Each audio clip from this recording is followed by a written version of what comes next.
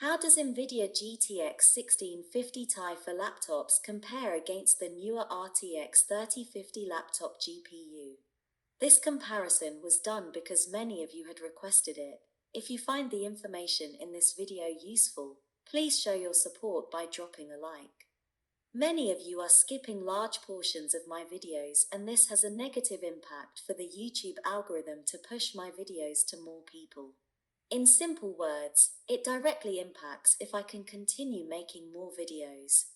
I hope you can watch this video without skipping any part, or this could be one of the last videos I will be posting on the channel. I previously made a video comparing gaming performance between GTX 1650 and RTX 3050 mobile. Click the link showing after watching this video if you are interested in the results. GTX 1650 Ti is more than 2 years old since its release, and is set to be replaced by the RTX 3050 laptops. It is a direct replacement in Nvidia's roadmap for laptop GPUs. The newer RTX 3050 has several technical advancements over the 1650 Ti, including second-generation ray tracing cores, third-generation tensor cores, and a newer, more efficient Ampere architecture. It supports Microsoft DirectX 12, as well as Nvidia's own DLSS, resizable bar, dynamic boost, and Whisper Mode 2.0, all incorporated in the third-gen Max-Q Technologies branding. Let's take a look at performance differences between the 1650 Ti and RTX 3050 when it comes to gaming. I tested 3 laptops featuring the GTX 1650 Ti and RTX 3050 laptop GPUs. All tests was done using the laptop's native screen, running at 1080p resolution in the game's built-in benchmark, with graphics quality set to Ultra. Assassin's Creed Odyssey is a game I have tested many times in other comparisons and laptop reviews. The result matches my expectations, with the 80-watt RTX 3050 finishing 19% ahead of the 35-watt version, and it was 23% faster on average versus the 1650 Ti. Odyssey is a newer title in the Assassin's Creed series, so I wanted to see how the GPUs would scale using an older title. Assassin's Creed Origins was tested with the same conditions, at 1080p and Ultra settings. The Strix G15 was 19% faster than the Flow 13, and 27% faster compared to the TUF A15. Moving on to a more action-packed game in Far Cry 5. Thanks to utilization of dynamic boost, the 80-watt version could pull 30% more FPS compared to the 35-watt version.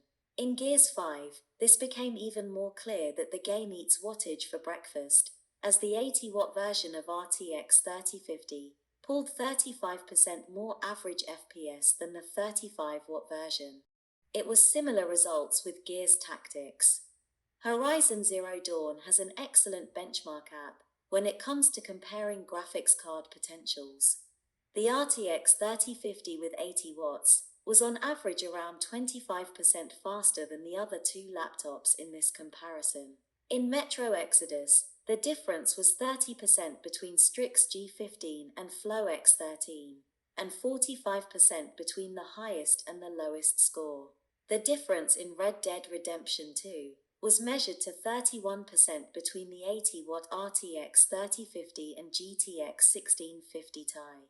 In Rise of the Tomb Raider, there was a tie between the Flow 13 and the TUF Gaming A15, both coming in at 65 frames per second. The 80-watt RTX 3050 was 23% faster versus the pair. Shadow of the Tomb Raider saw a 37% jump in performance between RTX 3050 and the 1650 Ti laptop. Total War: Three Kingdoms, a popular strategy game amongst fans, was tested with the built-in benchmark at Ultra settings.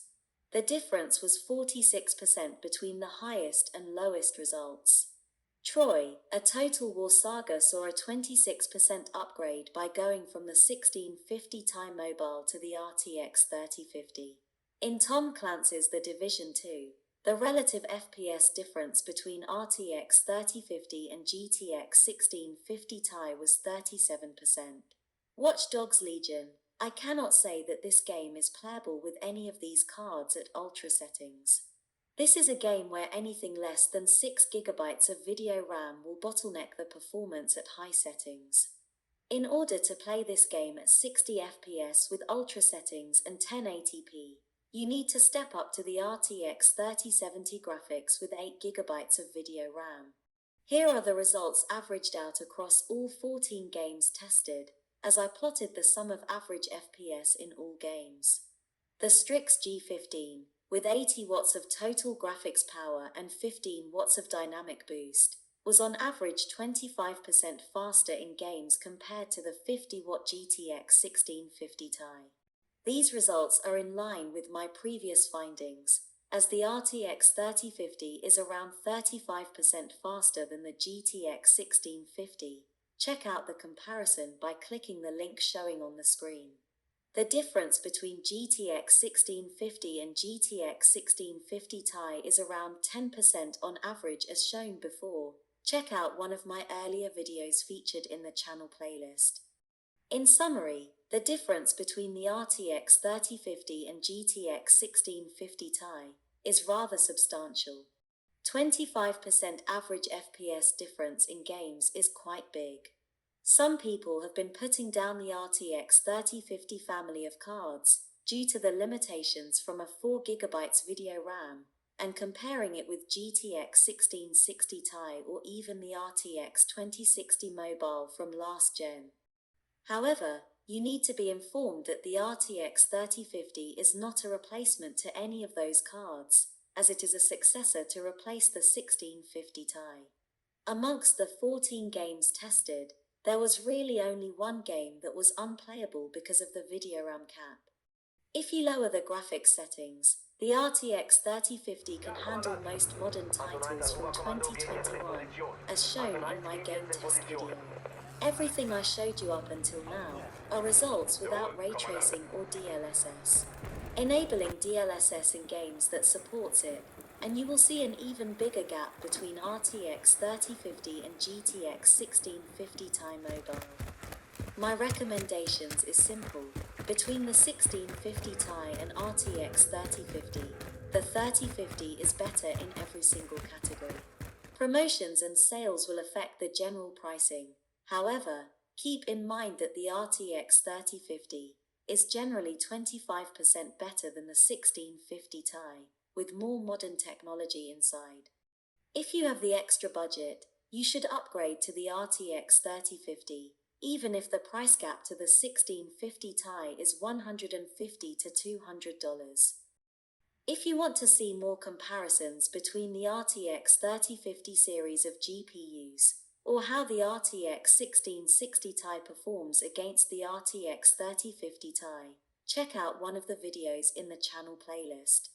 I hope this video brought you some clarity in your purchase journey. Please take a second to leave a like on the video and share my videos on any social platform. If you have any questions that you cannot find the answer to in the video, feel free to drop them in the comments, and let me know if you also subscribe to the channel.